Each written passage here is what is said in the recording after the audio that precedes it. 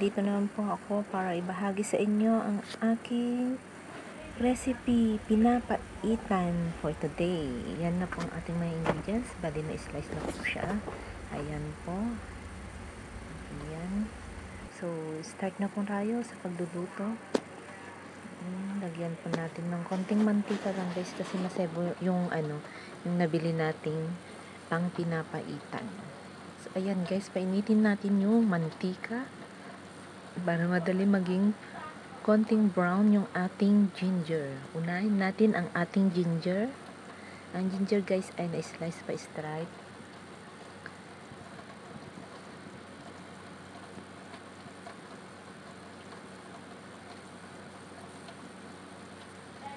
So, shout out po sa ating mga ka-team dyan at mga laging sumusuporta sa akin, sa mga bagong subscriber. Thank you po guys. At sana hindi kayo magsawa sa nasuporta ng aking channel, Jane Barona Vlog. So, ayan guys, medyo natin, brown natin yung ating ginger hanggat maano yung amoy niya. So, isunod natin ang bawang. Guys, medyo maingay ang ating paligid kasi umuulan.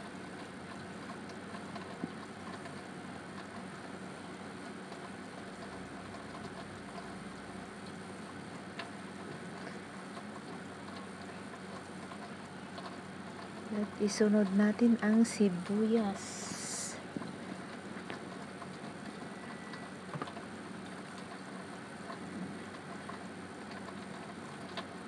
Bale, ang ating mga pang pinapaitan ng mga laman loob ay na-slice ko na siya. Hindi ko na pinakita kung paano i-slice. So, the same lang po yung mga sizes niya. Cube na maliliit. Depende po sa inyo kung ano yung gusto nyong slice sa mga laman loob ng baka. So, ayan guys, medyo okay na yung ating mga ilagay na natin ang mga sangkap, mga laman loob ng baka. So, $50 lang po yan. Ang dami-dami. Ayan.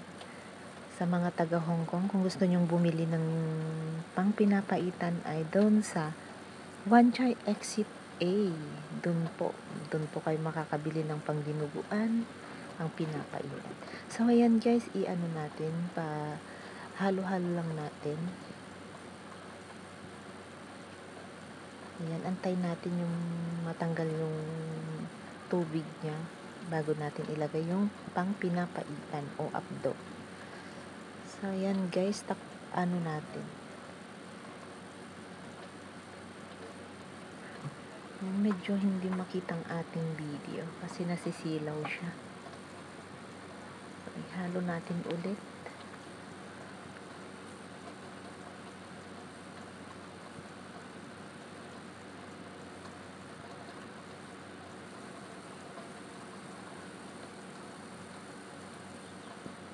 So, ayan guys, takpan natin pa ng dalawang. So, ayan na nga, medyo lumabas na ang kanyang tubig. Ihalo-halo lang natin.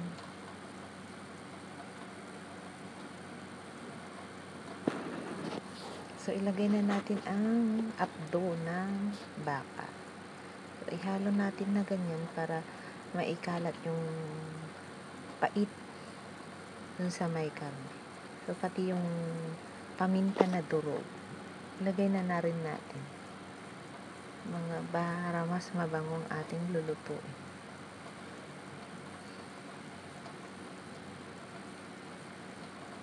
So, ayan guys, ihalo natin para lasang-lasa ang kanyang pait.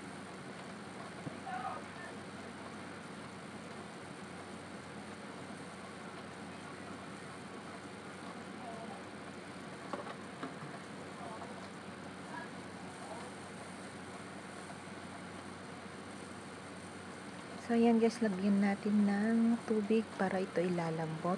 Lutuin po natin ito ng 30 to 15 minutes. Depende po sa laman ng baka kung madaling maluto o matagal. So, 30 to 15 minutes natin iluluto. Pero, mas better yung 30 minutes para lambot na lambot ang laman ng pang pinapaitan natin or yung laman ng baka. Laman loob ng baka. Ayan guys. So, wait lang natin hanggat kumukulo.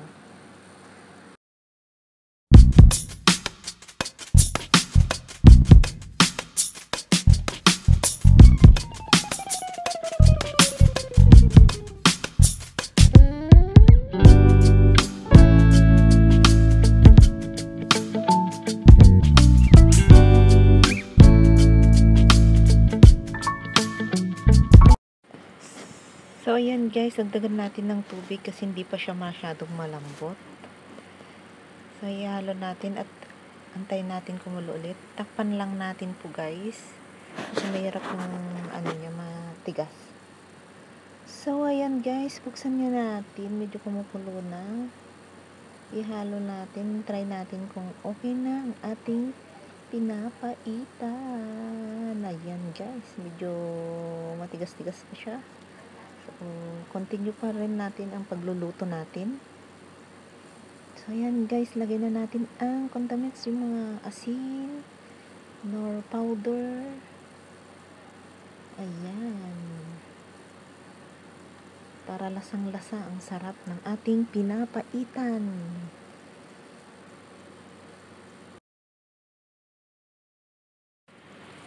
So, ayan na guys, malapit na siya. Try natin ulit. So, ayun, medyo okay na. So, ilagay na natin ang green chili. Guys, malalaki yung ating green chili kasi dito sa Hong Kong wala yung maliliit na parang native sa atin. So, meron akong dala nun galing Pinas kaso niluto ko na. So, ayan, takpan natin para lutuin ating. Ayan nga guys, medyo malapit-lapit na siyang maluto. So, ilutuin lang natin ang ating sili. So, maraming salamat po sa mga nanood. At sana po natutunan nyo kung paano magluto ng pinapaitan. So, ayan guys, ilagay na natin ang kanyang suka. Pwede rin pong kalamansi or lemon. Kasi wala tayong kalamansi. Mas masarap yung kalamansi kasi. Kaya suka natin. Dato puti suka ang ginamit natin. So, ayan. Ihalo lang natin ng konti. At maraming salamat po sa mga nanood sa aking video. Sa mga hindi pa po nakasubscribe, subscribe na lang po kayo.